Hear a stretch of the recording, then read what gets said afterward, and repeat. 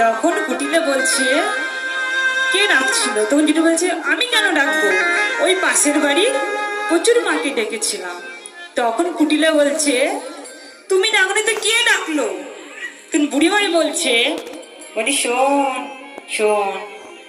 তখন জুটিলে কি করেছে, কুটিলের কথা শুনে, ওর মায়ের কথা শুনে কুটিলে বলছে যা তাকে ধরে নিয়ে আয়, ধরে নিয়ে এসে তাকে আচ্ছা করে দেবে।